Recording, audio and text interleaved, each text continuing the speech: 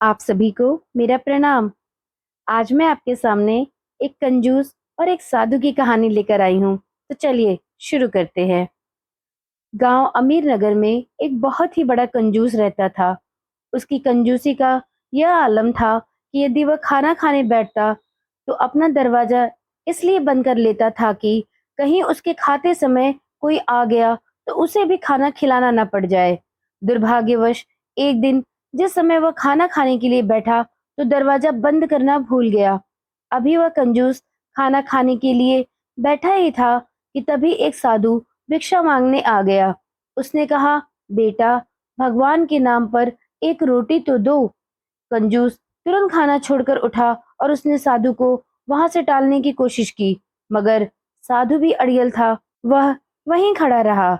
साधु को टलता ना देख कंजूस ने सोचा, यह साधु तो बड़ा अड़ियल है, इसे तो कुछ देकर ही टालना होगा। उसने आधी रोटी साधु को देनी चाहिए, मगर साधु ने आधी रोटी लेने से इनकार कर दिया और बोला, मैं तो पूरी एक रोटी ही लूंगा। लेकिन कंजूस ने उसे पूरी रोटी नहीं दी और साधु ने भी आधी रोटी नहीं पकड़ी। फिर वह कंजूस खाना खाकर अपने काम पर चला गया। शाम को जब वह लौटकर अपने घर पर आया तो उसने साधु को अपने दरवाजे पर ही बैठा पाया।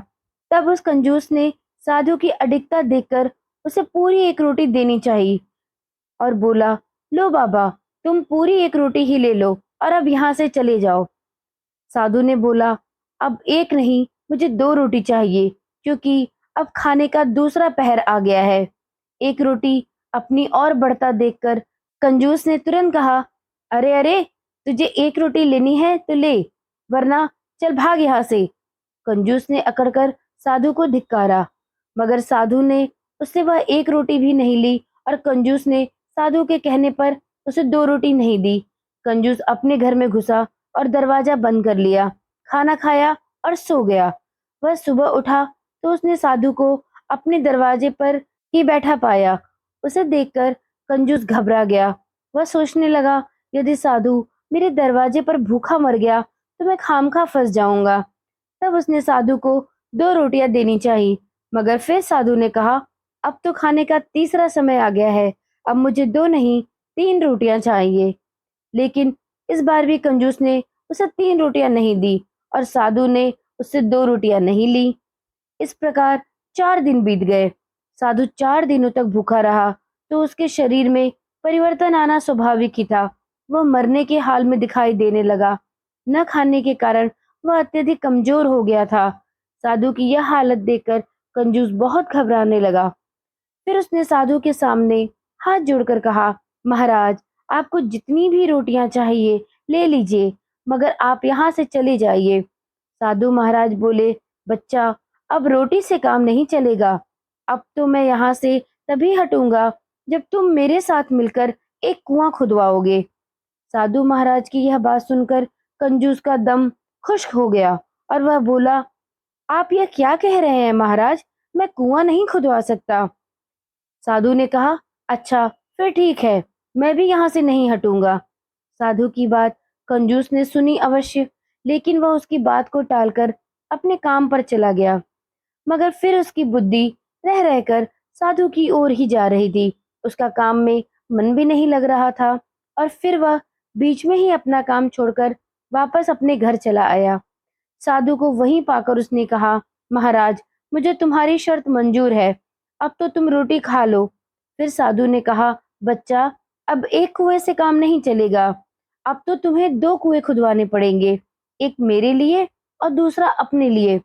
कंजूस ने फिर साधु की बात को अस्वीकार करनी चाहिए, मगर तभी उसने सोचा कि यदि उसने साधु की बात को अस्वीकार किया तो जितनी बार भी उसने उसकी बात को अस्वीकार कर दिया उतनी बार ही साधु कुएं की संख्या में वृद्धि कर देगा। नहीं, मुझे हाँ कर देनी चाहिए।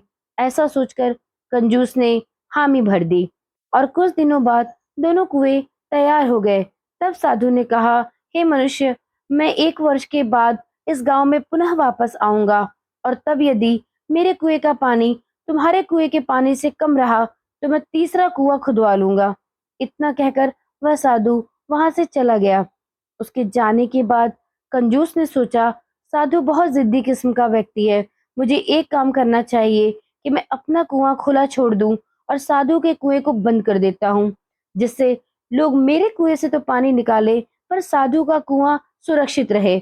इससे निश्चित ही मेरे कुएं का पानी कम होगा और साधु के कुएं का पानी ज्यों का त्यों बना रहेगा, जिससे कि मुझे तीसरे कुएं को नहीं खुदवाना होगा।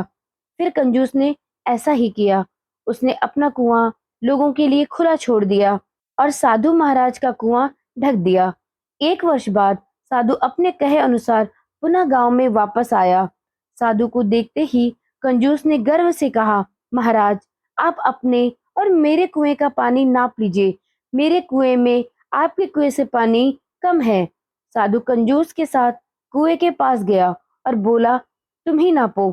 फिर कंजूस ने दोनों कुओं का पानी नपवाया। नापते ही वह हड़बड़ा गया। उसे साधु की शर्त याद आ गई। उसने कहा, महाराज, मुझसे कैसी भी कसम ले लो, मैंने आपके कुएं से किसी को भी पानी नहीं लेने दिया, जबकि मैंने अपने कुएं को लोगों को पानी भरने के लिए खुला छोड़ दिया था।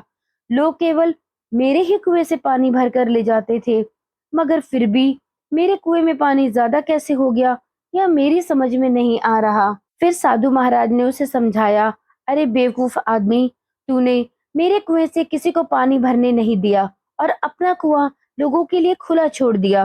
तू नहीं जानता, अकल के अंधे आदमी, कि दान देने से धन कभी घटता नहीं है, तिजोरी में रखने से वह घट जाता है। इसलिए मेरे कुएं से तुमने पानी नहीं निकलने दिया और अपने कुएं से खूब पानी भरवाया, तभी तो तुम्हारे कुएं का पानी मेरे कुएं से ज्यादा रहा। साधु की बात सुनकर कंजूस की आंखें खुल गईं और फिर वह उस दिन से दान करने लगा। अब वह जान गया था कि दान करने से धन कभी घटता नहीं, बल्कि बढ़ता ही जाता है।